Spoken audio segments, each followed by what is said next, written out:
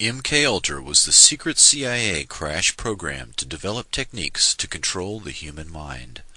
By the end of the Korean War, 70% of the 7,000 U.S. prisoners of war had signed confessions, 15% cooperated fully, and only 5% steadfastly refused confession or indoctrination.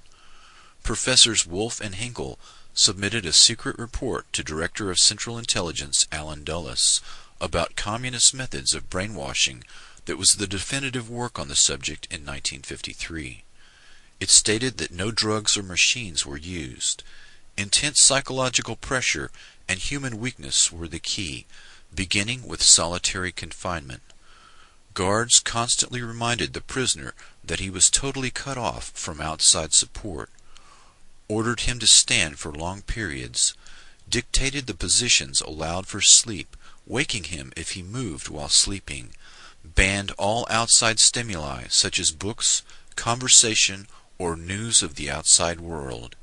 After 4 to 6 weeks the prisoner would break down. Quote, "He weeps, he mutters, and prays aloud in his cell."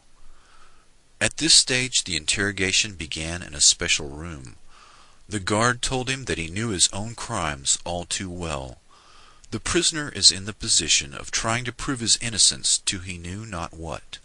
The interrogator and the prisoner bond in their shared ransacking of the captive's soul. As the interrogation proceeded, the prisoner realized that he could only end his ordeal with a full confession. Quote, "The prisoner feels that something must be done to end this.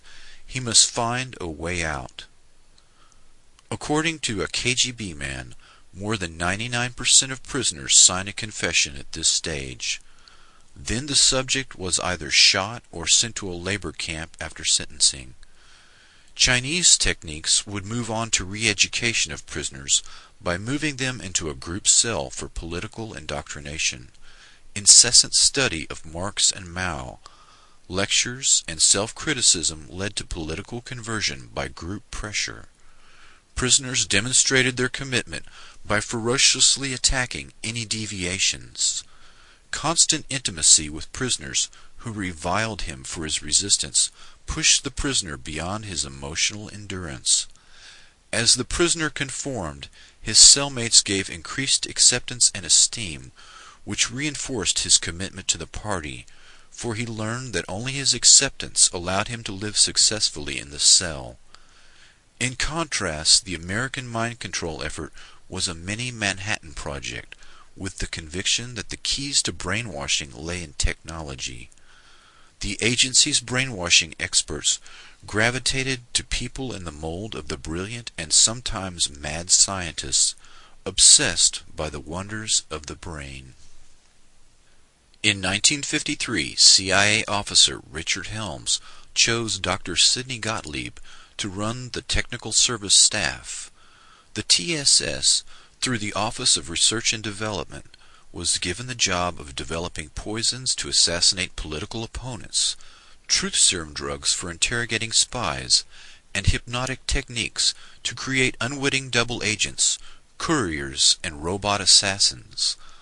Dr. Gottlieb used Nazi scientists and their state-of-the-art mind control techniques that had been perfected in concentration camps using victims of the Holocaust.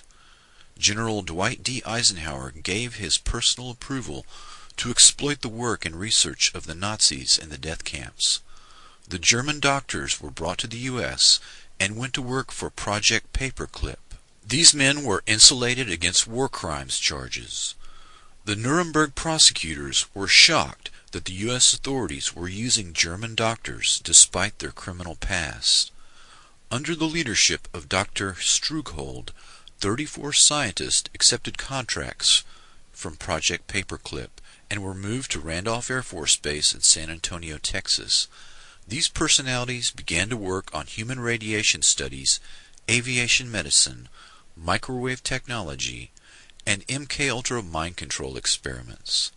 The authorization to hire these Nazi scientists came directly from the Joint Chiefs of Staff.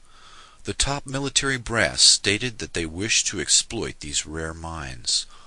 Operation Paperclip eventually recruited 9,000 Nazi scientists and technicians to help the U.S. destroy the USSR. Some of these scientists were known as programmers, people skilled in the art of breaking down and controlling the human mind.